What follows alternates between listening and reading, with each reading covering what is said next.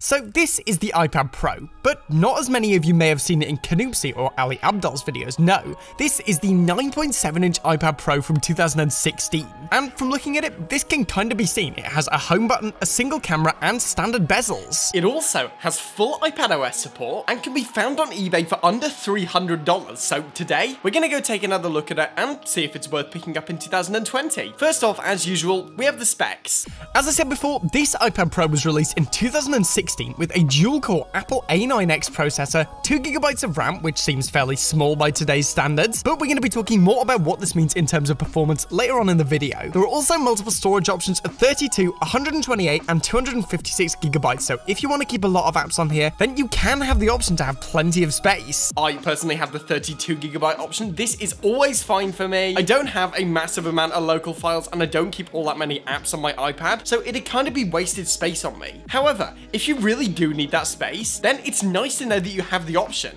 Following this, the iPad Pro weighs in at 437 grams, so while it's significantly heavier than a phone, it is still lighter than my previously used Retina MacBook Pro by a significant amount, which is nice. In terms of color options, you can have silver, gold, space gray, and rose gold. I personally have the space gray version here, honestly, because it was the cheapest, but I do like how it looks, and if you're willing to spend a little bit more than my cheap ass, then there really is a nice selection of colors. Other than the screen and battery, which get their own segments later on, that's pretty much it in terms of specs. On paper, I'm gonna be honest, it does seem pretty dated. However, seeing as iOS devices have historically been very well optimized, the optimization of iPadOS might just make up for this. Next up, we have the build quality. First and foremost, it's an iPad, so it's got an aluminium body. Specifically, this iPad's made out of 7000 series aluminium, which is essentially both stronger and more premium feeling than traditional aluminium, and I can confirm it feels great. The screen is obviously glass though, and due to its size, if it lands wrong, there is obviously that potential of it breaking. So I got this nice flip case, which also comes in handy when I'm using it with the Magic Keyboard, which we're going to be talking about later on. But all in all, it does do a nice job of protecting it. I found that the build quality for this generation of iPad Pro is basically the same as any other Apple product. Really nice and premium feeling, but with some breakpoints, so I do recommend putting a case on this thing, if not for function, just for a little bit of added protection. As for the water resistance rating,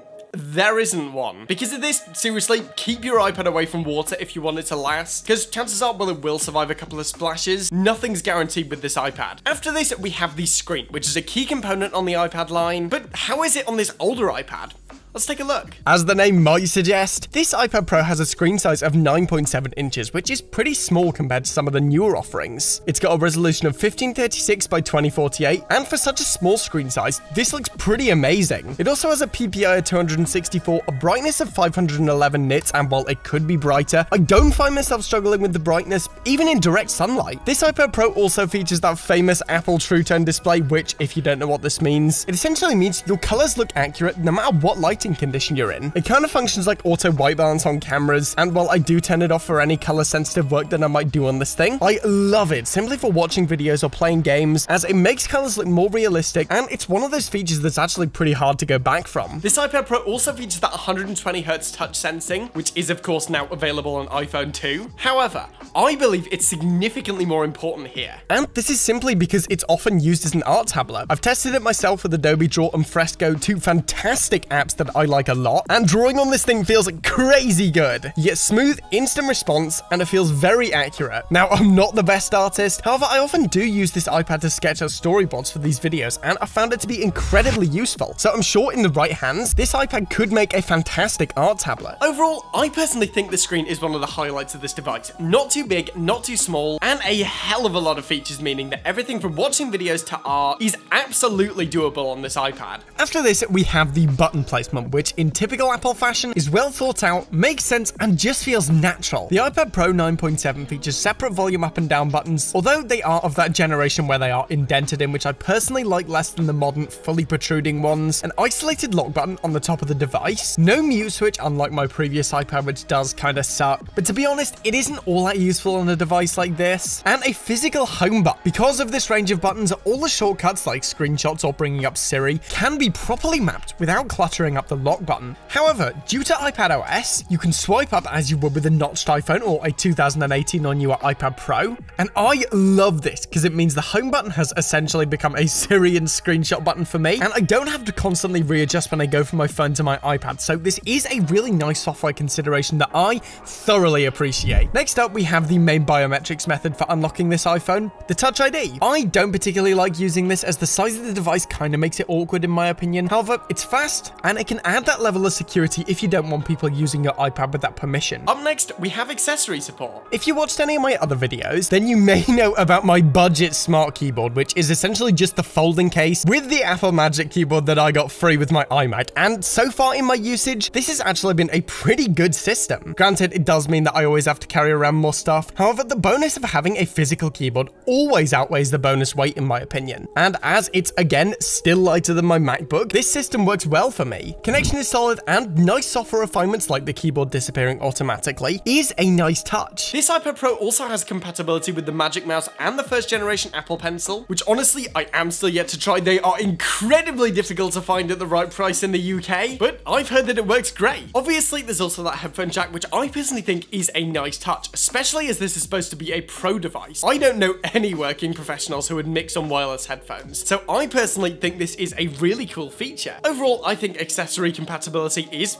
great with this device. While it hasn't got the USB-C of the newer models, it is compatible with a wide range of accessories, and these can really help build on that experience. Moving on, we have a typically pretty unimpressive feature of the iPad line, the camera. As this is an older iPad, I honestly didn't have hopes for this, but I thought I'd give it a chance and see how it did. In terms of photography with the iPad Pro, after you get used to the awkwardness of trying to take photos with a giant slab, in the right light, you can get some fairly usable photos. Now, this isn't to say it's anywhere near the quality of a camera or even a modern iPhone. The dynamic range could be much better. It also lacks detail and low light performance, but for some simple snaps, if this is all you have with you, you can certainly get the job done with the iPad. In terms of video, the iPad Pro shoots 4K at up to 30 FPS, 1080p at up to 120 FPS, and 720p at up to 240 FPS, so similar to the iPhone 7. Looking again at the actual quality, it's pretty alright. The 4K can look decent. You also get some fairly usable slow motion in 120 FPS mode, and while the quality does take a noticeable hit once you go to 240 FPS, for some casual slow motion water splashes, it will get the job done. All in all, it's quite clear here that this iPad isn't a camera replacement. Honestly, it is a bit like they included a camera purely for function, just so you could snap some of those essential photos like notes if you want to just quickly import them into a notes document. Notes into a notes document. I could have worded that better. Let's say a diagram then. Say you want to snap a photo of a diagram, then just like quickly insert it into a notes document. This camera will absolutely be suitable for this. And hey, in the right lighting conditions, you can get some usable shots. However, yeah,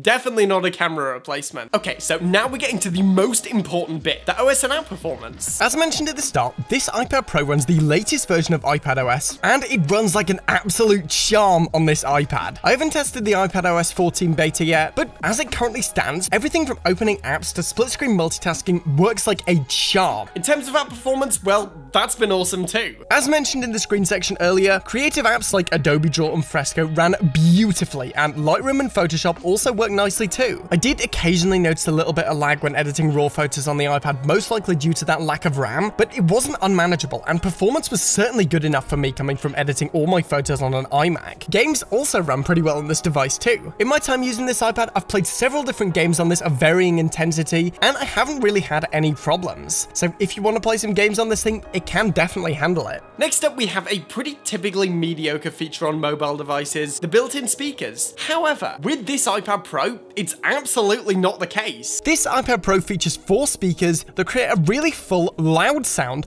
that I personally think for a mobile device sounds excellent. I often use this to listen to music without it being plugged in despite it having a headphone jack, but I don't find myself needing to, so when I'm just watching something on YouTube, or as I said, listening to music, I find that the sound is good enough for me to not actually want to go and plug it in, and just keep that convenience because it is good enough. If you're doing pro audio work, then obviously you are still going to want to plug in some headphones or speakers, but for the most part, these will be absolutely fine. Appropriately last, we have the battery life. This iPad Pro is equipped with a 7,306 mAh hour battery, and to this day, it is still amazing. I rarely ever find myself running out of battery. It can easily last me a full day, and often I do go for a few days without charging it, and with moderate usage, I haven't had any issues with it running out on me. Overall, as long as you get one with good battery health, then you should have absolutely minimal issues when it comes to battery life with this iPad. As I said, I've never found myself struggling with it, and all in all, I'm pretty impressed. Okay, so what do I think of this iPad Pro, and should you still buy one? Well, as I said, I've been using it for a while. I've been using it mainly as a digital assistant and like a note-taking device, so I wouldn't have to carry around